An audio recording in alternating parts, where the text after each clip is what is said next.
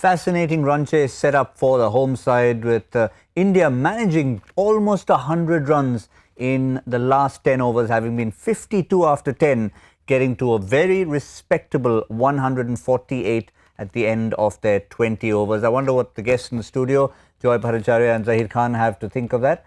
The average score, they kept talking about it, 144 in Cardiff, but that was not quite the reflection, because we've had two scores of 180 plus and two scores of 126 and 89. So this is all scores batting first. Well, once again, it shows the importance of that start which we've been talking about, and Shikhar Dhawan and Rohit Sharma have been so consistent with that. But the moment in this format when you don't get that start and when you lose 3 wickets, you're always playing that catch-up game. So it matters in the end in terms of like 20 runs, and that's what showed today. I think 160 would have been just ideal score on this kind of a track. The track has enough to offer for the fast bowlers, and there was a bit of spin as well from Rashid. So that's the positive now from India's side. Going and defending this total. 150 is still defendable. It's that in between total. I would say that if you get again the early breakthroughs, you can put the pressure on. And crucial last over. I mean, it was just the time you needed. MS Dhoni was scoring it under 100. See, once white-haired men come into the equation, things change. You need white-haired men to make that difference. That's the truth of it. I mean, I saw that beard. I was so happy for him. But yeah, fantastic. He was batting under 100 almost throughout, and he ended up on 32 of 24, which is 4 by 3, which is about 133. He was striking at 133. So that's remarkable. I mean, all in all, I think it's a good recovery. I mean, last 10 overs, scoring those 96 runs was very important to get to as close to 150 as possible, and it's not a sort of wicket where you can just go and just start playing your shots. You have to get yourself in.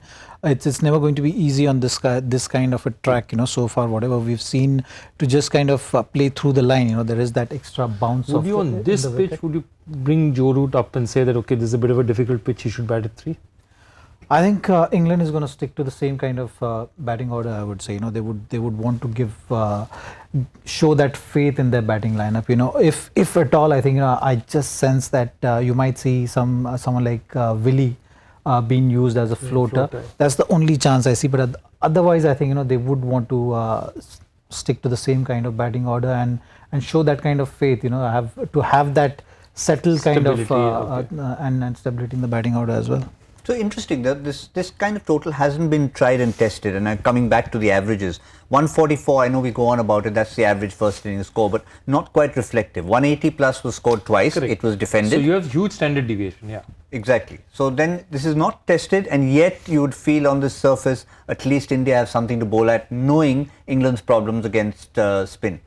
Yeah, the interesting thing which Morgan said, which was interesting, he said that spinners, because one side is big, it's difficult for you to bring spinners on at both ends. So what you're not going to see for India also is going to be the difficulty of bowling both spinners together, which they like to do sometime in the middle order and sort of strangle it. That's probably going to be more difficult to do now, just because one boundary is really short on one side. So it'll be interesting how Virat Kohli now plays with his bowlers. Yes. The other factor is, and something we don't often see, especially with India playing in T20 internationals or the Indian players playing in T20 cricket, is the number of dot balls that we saw in this innings, and that was significant, particularly in the first 10 overs. 45 dot balls, and many of those boundaries and sixes we saw came at the latter stages, the typical old-fashioned slog overs, and maybe that was a reflection on the surface. Absolutely, I think reflection on two things for sure. One is the way surface has played, and second, those top 3 wickets. I think when you lose 3 wickets in first 6 overs, you'll always see the dot ball percentage going higher, because then the batsmen at number 4 and 5, which is Virat and Raina in today's case, were taking their time, because you kind of have to rebuild in that phase, set that platform so that again you can accelerate towards the later part of the innings. And one more factor from a fast bowling perspective, you have to give credit to the England bowlers for the lengths they bowled. It was a plan, they stuck to their plan. Absolutely, and I think wicket did support them. You've seen that extra bounce in the wicket, and the wicket is a bit on the spongy side. The ball is not coming onto the bat as batsmen would like, and there is spin on offer. I think that's the biggest plus. If India has any chance of defending this total, I think. Probably 1 or 2 wickets early in the first 6. Even if they don't get that, they'll always have that chance with the spinners bowling from both the ends. They use their height well. I mean, I think Jake Paul playing his first ever T20 international, 22 in the last over, so not quite reflective of the figures. I think he lost it in that last over. Till then, he'd done a pretty decent job. But Plunkett and Willie both going for under 5 and over. So all the tall England bowlers have done well, but really what started things off for India was that unfortunate run out initially of Shikhar Dhawan after losing Rohit Sharma's wicket. And see, Shikhar normally is not a guy who plunks his bat, and he normally is the same. I think he must have been hurt. He was hurting, the bat grip was not strong. I think he lost control of his bat some 3-4 strides prior to the bat just going, and he just couldn't control over that. So it looked awkward, but I think it's just one of those days. One more person who hasn't really been talked about too much, Suresh Raina, who again was using the depth of the crease well, but full credit to him. He's the one who really started the momentum even before Kohli came, and later Dhoni and Hardik Pandya finished it off. I think he did. I think India is now they are much more settled in that matter that, okay, Raina is going to go for it, Kohli is going to take his little time and wait. Yeah. And then they played that strategy to what it was worth. And he did his job. I didn't think he would have liked to go on and do much more than that, but it wasn't his day. But the important thing was that 2 years back, in any discussion about a tour of England, Raina's name wouldn't have come into the calculations at all. The fact that he's here, he's playing and he's battling for his side, I think give him credit. And one more factor on the English bowling, and I think that would be a bonus for England, was Adil Rashid's spell. We keep talking about the quicker bowlers. Spin has never been their strength. They dropped Moeen Ali to bring in Jake Paul, but his 4 overs were very useful for England. Absolutely, I think for in this format particularly, wrist spinners have been creating that kind of damage, and they play a vital role in any side, and that's probably one of the main reasons England is persisting with Adil Rashid as well, and he's quicker through the air. His trajectory is he's one of those kind of bowlers who is looking to really give it a rip. Bowl flatter trajectory, which always works in this kind of format, and especially against India, you can't really as a spinner give enough air against Indian batsmen, because they're just so quick to use their feet, get to the pitch of the delivery and punish you.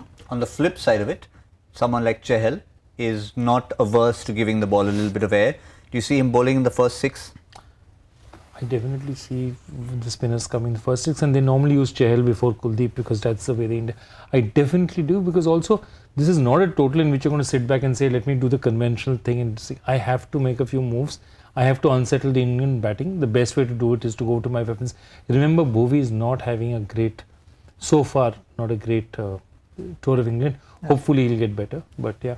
Well, this is the kind of pitch you'll enjoy more. Bhuvi, I think, is still settling from the injury which he had, I think, during the IPL. You've seen that he was not playing consistently. He missed a few games because of bad back, and at this level, you need to get into your rhythm, and that's something which Bhuvi has to get into rhythm as soon as possible, and once he's playing regularly for few games, I think that game time situation kind of awareness that comes along, but yeah, so far he's looked a bit off color.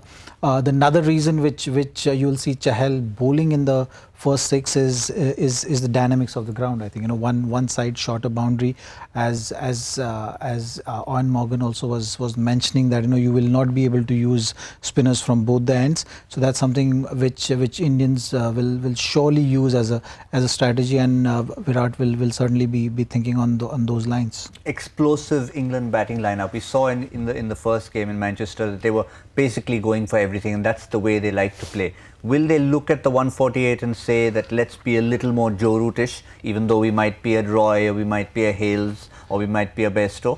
I think that's what I was asking him, and I think I tend to agree with him, because again, I think this is a team, Morgan, Bailey's, the think tank is go for it as you do, play your normal game. Their normal game is to try and go for 200. And they'll try and play their normal game because 8 times out of 10 it has worked for them. You know, the one time it hasn't worked is last time, but 8 times, 9 times out of 10 it works for them. So they will not change anything very much. Yeah, well, in terms of, you know, they seem to like this ground. The 180 totals we mentioned were both scored by England. The last time a game was played here, which is not too long ago, was a 50-over game, and England got 342.